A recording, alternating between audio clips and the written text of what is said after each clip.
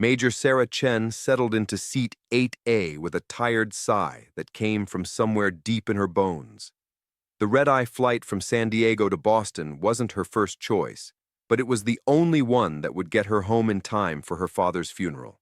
She pulled her baseball cap lower over her eyes and tucked her small carry-on under the seat in front of her. At 38 years old, Sarah had spent the last 16 years flying F-18 fighter jets for the United States Navy. She had flown combat missions over 3 different war zones, earned 2 distinguished flying crosses, and trained dozens of younger pilots.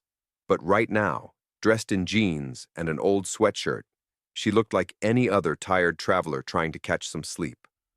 The man in seat 8B barely glanced at her as he squeezed past to the window seat. He was wearing an expensive suit and immediately pulled out his laptop. Sarah didn't mind. She wasn't in the mood for small talk anyway. As the plane filled up, Sarah closed her eyes and tried not to think about the week ahead. Her father had been her hero, the one who encouraged her to reach for the sky when everyone else said girls couldn't be fighter pilots. Now he was gone, and she hadn't even been there to say goodbye. The guilt sat heavy on her chest. "Excuse me, miss?" A flight attendant's voice broke through her thoughts. "You'll need to put your seat upright for takeoff." Sarah opened her eyes and adjusted her seat without a word. The attendant moved on, and Sarah caught the businessman next to her, rolling his eyes at his colleague across the aisle. "Can't even follow simple instructions," he muttered, just loud enough for Sarah to hear. She let it go. She was too tired and too sad to care what some stranger thought of her. The flight took off smoothly, rising through the dark California sky and leveling out over the sleeping country below. Sarah finally drifted off, her head resting against the window, the hum of the engines a familiar lullaby after so many years in the cockpit. She dreamed of her father teaching her to fly his little Cessna when she was just 16. She could still hear his voice. "Don't let anyone tell you what you can't do, Sarah. You show them what you're made of." 2 hours into the flight, somewhere over Kansas, Sarah was jolted awake by the cabin lights suddenly coming on. The plane lurched slightly, and she heard gasps from other passengers. Years of training kicked in immediately, and she was fully alert, her eyes scanning for danger. The captain's voice came over the intercom, and something in his tone made Sarah sit up straight. This wasn't a routine announcement. "Ladies and gentlemen, this is Captain Rodriguez speaking. I need everyone to remain calm, but we have a serious situation. Our co-pilot has become incapacitated, and I need immediate assistance in the cockpit. If there is anyone on board with flight experience, particularly anyone who has ever flown a commercial or military aircraft, please make yourself known to the flight attendants immediately." The cabin erupted in nervous chatter. Sarah's heart began to pound, not from fear, but from the rush of purpose. She pressed the call button above her seat. The businessman next to her scoffed. "What are you doing? He's looking for a real pilot." Sarah ignored him, her eyes fixed on the flight attendant rushing down the aisle. When the young woman reached her row, slightly out of breath and clearly frightened, Sarah spoke calmly and clearly. "I'm Major Sarah Chen, United States Navy. I'm a combat pilot with over 3,000 flight hours, including time in multi-engine aircraft." The flight attendant's eyes went wide with relief. "Oh, thank God. Please come with me right away." As Sarah stood up, the businessman grabbed her arm. "Wait a minute. You're telling me you're a pilot? A real pilot?" Sarah pulled her arm free and looked him dead in the eye. "Yes. Now let me pass. People's lives are at stake." She could hear the murmurs spreading through the cabin as she followed the flight attendant toward the cockpit. She caught fragments of conversation. "That woman? She doesn't look like a pilot. Is she even old enough?" Sarah had heard it all before, throughout her entire career. The doubts, the questions, the surprise on people's faces when they found out what she did for a living. She'd learned long ago to let her actions speak louder than anyone's assumptions. The flight attendant knocked on the cockpit door using a special code, and it swung open.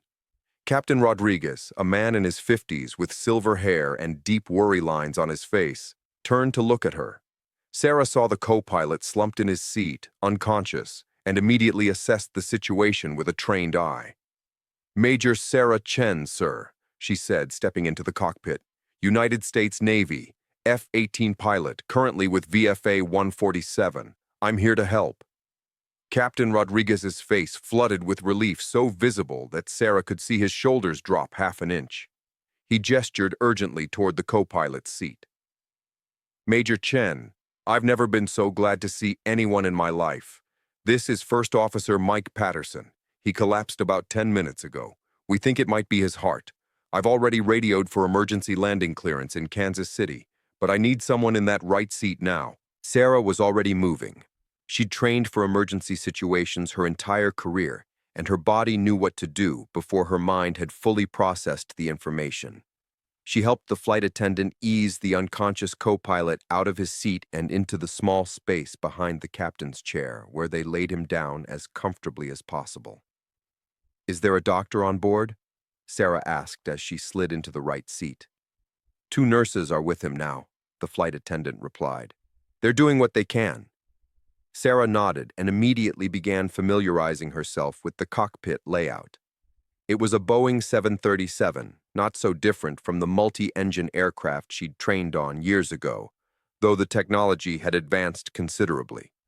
Her eyes scanned the instrument panel, taking in airspeed, altitude, heading, fuel levels. "We're at 35,000 feet, cruising at 0.78 Mach, Captain Rodriguez said, his voice steadier now that he had help. "Kansas City has cleared us for emergency landing at MCI. We've got about 40 minutes. Weather's clear, winds are favorable." "Copy that," Sarah said, her hands finding the controls with the muscle memory of someone who'd been born to fly. "What's our current status? Any other issues besides the medical emergency?" "Nothing mechanical. The bird's flying clean.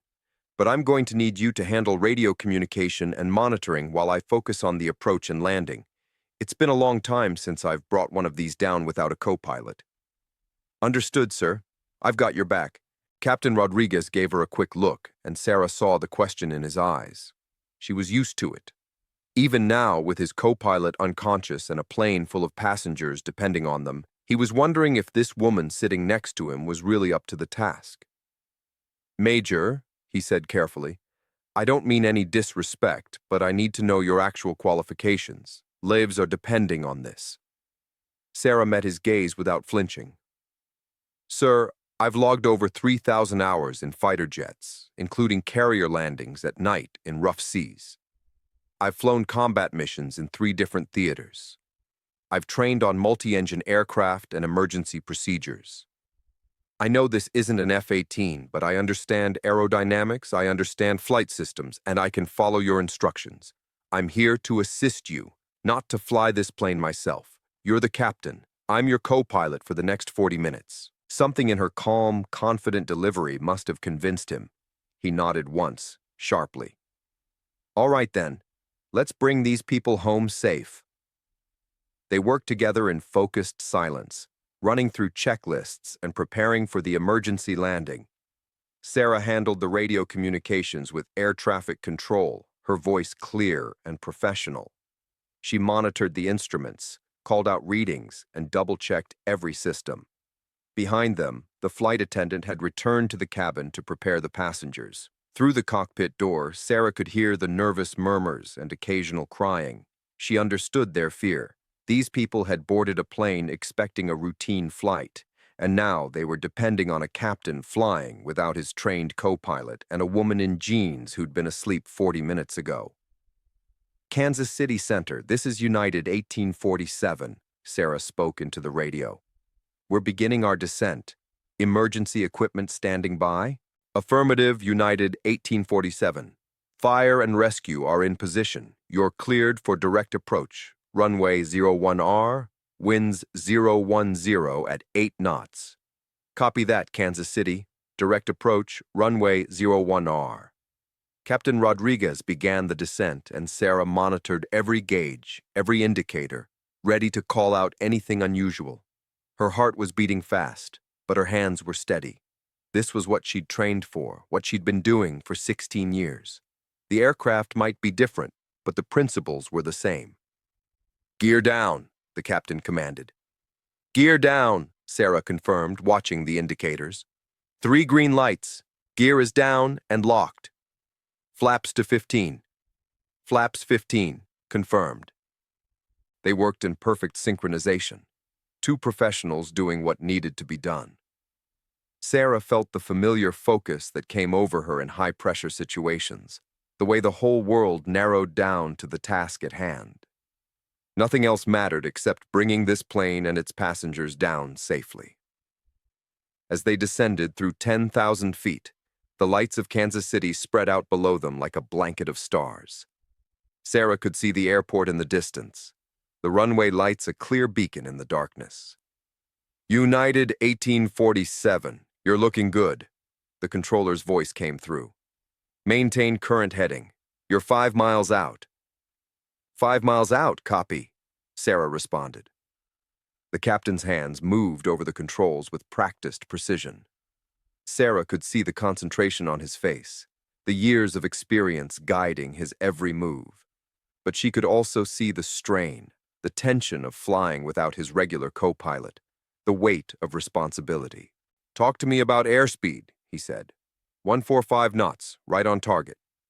Altitude? 2,000 feet. Rate of descent 700 feet per minute. Good. Flaps to 30. Flaps 30. The runway was coming up fast now. Sarah had landed on aircraft carriers in worse conditions than this, but she'd been at the controls then.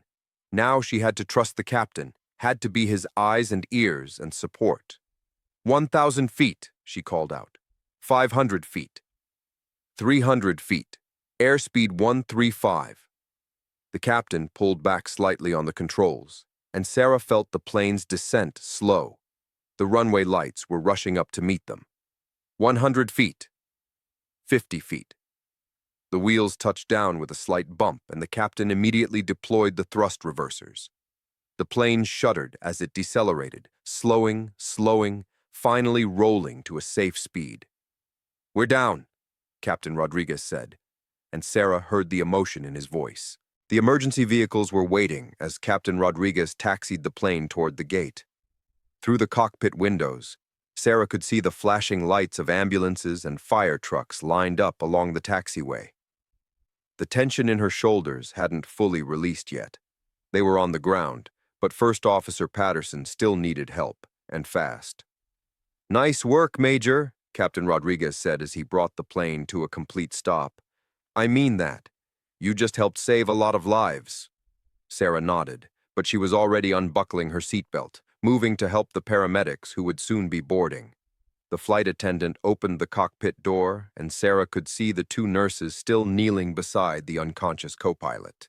His color didn't look good. Within minutes, paramedics were rushing through the door with a stretcher and medical equipment. Sarah stepped back to give them room, watching as they quickly assessed Patterson's condition and loaded him onto the stretcher. She heard one of them say something about a heart attack, possible stroke. They moved fast, professional and efficient, and soon he was being carried off the plane. Captain Rodriguez was on the radio with the airline, explaining the situation. Sarah stood in the galley area, suddenly aware of how surreal this whole situation was. 2 hours ago, she'd been sleeping. Now she'd helped land a commercial airliner with 147 passengers on board. The cabin door opened again, and a man in a suit stepped aboard. He had the look of an airline executive, all polished shoes and corporate confidence. Behind him was another man with a camera. Sarah's stomach sank. She didn't want attention. She just wanted to get to Boston, to her father's funeral, to the reason she'd gotten on this plane in the first place. "Captain Rodriguez," the executive said, extending his hand. "I'm David Chen, regional manager for the airline. No relation," he added with a quick glance at Sarah. "I wanted to personally thank you for your exceptional handling of this emergency." "Thank you, Mr. Chen, but I can't take all the credit. Major Chen here was instrumental in getting us down safely." The executive turned to Sarah, and she saw his eyes take in her casual clothes, her tired face, the baseball cap she was still wearing. His expression was polite, but distant. Yes, well, we're grateful for any assistance. The airline will, of course, be conducting a full investigation into the incident. We'll need statements from both of you. Investigation? Sarah asked. Your co-pilot had a medical emergency. The captain handled it professionally. What's to investigate? Mr. Chen's smile tightened. It's standard procedure, Miss Chen. When someone not employed by the airline operates aircraft controls, we have protocols. I'm sure you understand. It's Major Chen, she said quietly, and I was following the captain's direct orders in an emergency situation. Before he could respond, passengers began filing past them, heading off the plane. Many of them looked shaken. Some were crying. Others were on their phones telling loved ones they'd landed safely. A few glanced at Sarah curiously as they passed. Then Sarah heard a familiar voice. That's her. That's the woman who said she was a pilot. It was the businessman from seat 8B. He'd stopped in the aisle with his colleague, and they were both staring at her. Are you serious? His colleague said, loud enough for others to hear. They let a random passenger into the cockpit during an emergency? She claimed to be a Navy pilot, the businessman said, his voice dripping with skepticism. But, I mean, look at her. She looks like she just rolled out of bed. Sarah felt her jaw tighten. Captain Rodriguez stepped forward. That woman is Major Sarah Chen, and she's one of the most qualified pilots I've ever worked with. She helped save your lives tonight. With all due respect, Captain, the businessman said. How do you know she's who she says she is? Anyone can claim to be anything. Did you verify her credentials? Did you ask for ID? The regional manager, Mr. Chen, was now looking at Sarah with new concern. That's actually a good point. Major, do you have identification that confirms your military status? Sarah couldn't believe what she was hearing. She'd just helped land a plane full of people safely, and now she was being questioned like a criminal. But she reached into her pocket and pulled out her military ID, handing it to the executive. He examined it carefully, then looked up at her with surprise. This appears to be authentic. Still, we'll need to verify this with the Navy, and we'll need to understand why the captain felt it was appropriate to allow an unverified passenger into the cockpit. Unverified? Captain Rodriguez's face was turning red. She identified herself, showed her credentials, and proved her competence. What more do you want? More passengers had stopped now, creating a bottleneck in the aisle. Sarah could feel dozens of eyes on her, hear the whispers spreading. Some people were pulling out their phones, probably recording. A woman in her 60s pushed forward. I don't care what anyone says. If she helped get us down safely, she's a hero in my book. That's not the point, the businessman insisted. The point is that proper protocols weren't followed. For all we know, she could have made things worse. We could have crashed. Sarah had reached her limit. She stepped forward, her voice calm but carrying the authority of someone who'd commanded respect in combat zones. Sir, with all due respect, you don't know what you're talking about. I have over 3,000 hours of flight time. I've landed jets on aircraft carriers in the middle of the ocean at night. I've flown combat missions where people's lives depended on my skill and judgment. Tonight, Captain Rodriguez made the right call, bringing me into that cockpit, and every single person on this plane is alive because of the teamwork and professionalism displayed up there. The businessman opened his mouth to argue, but another passenger interrupted. I recorded the whole thing on my phone, a young man said, holding up his device. I heard the captain's announcement, saw her go into the cockpit, and felt us land smooth as butter. I'm posting this online. People should know what really happened. Please don't do that, Mr. Chen said quickly. The airline needs to control the narrative here. But it was too late. Sarah could see other passengers pulling out their phones too, probably posting to social media already.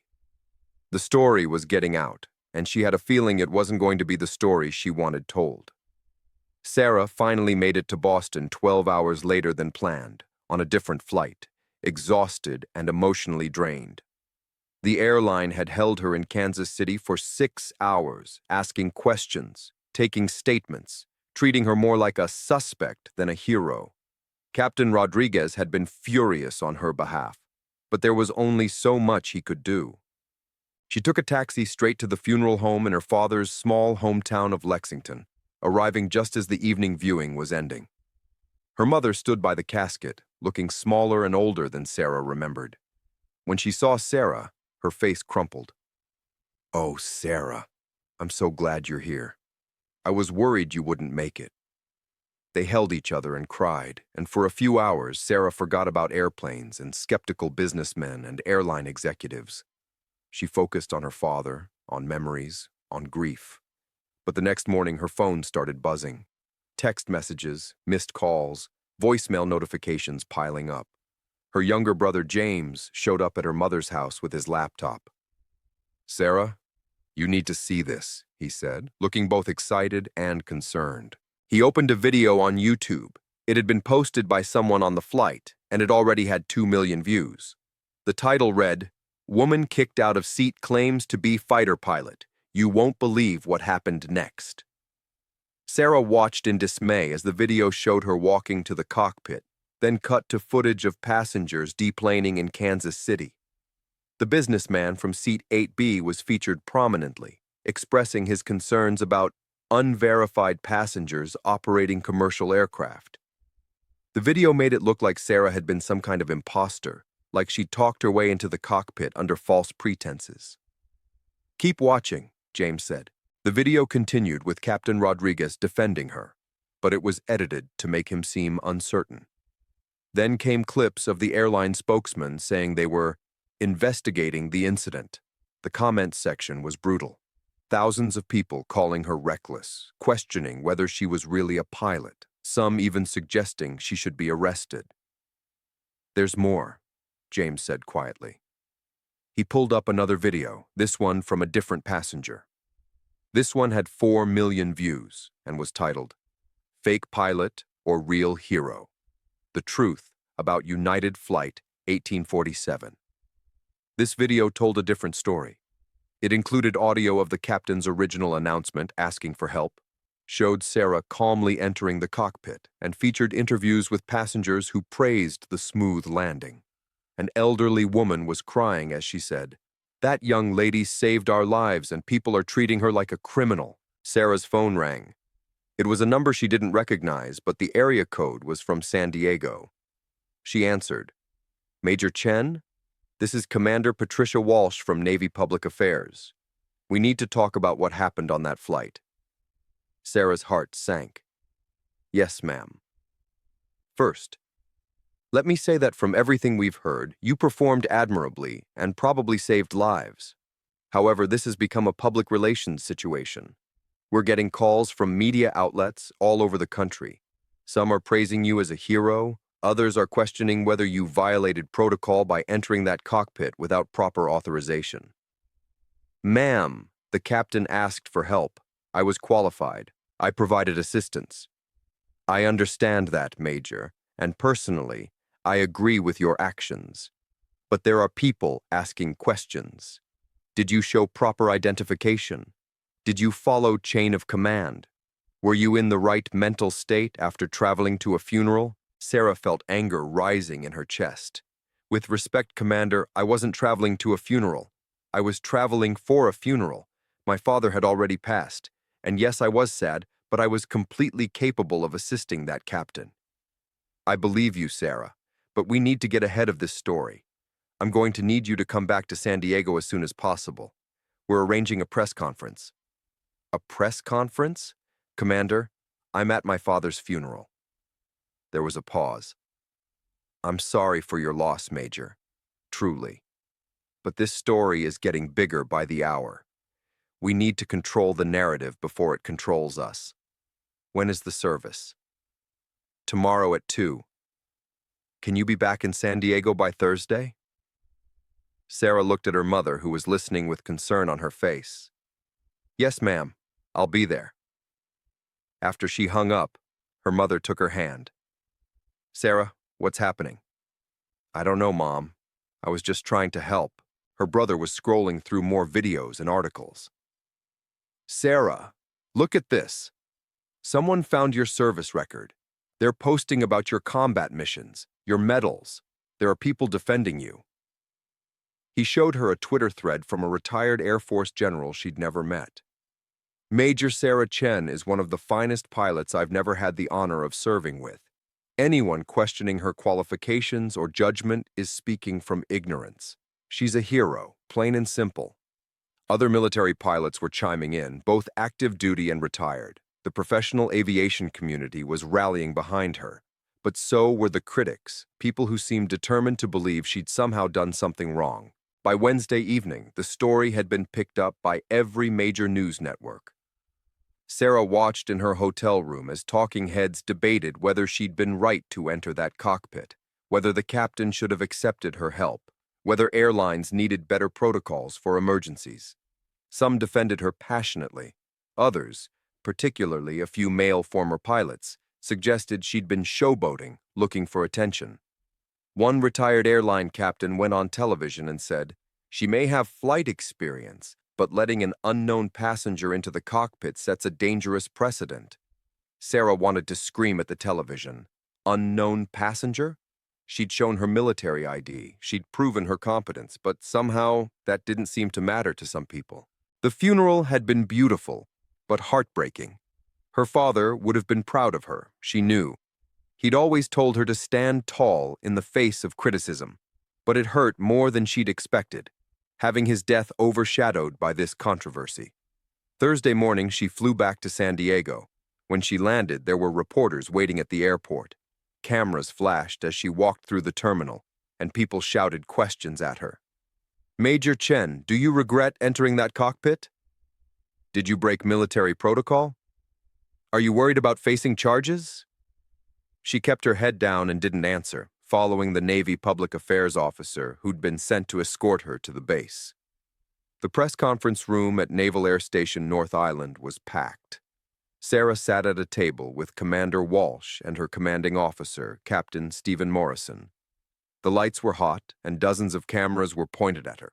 She'd faced enemy fire with less anxiety than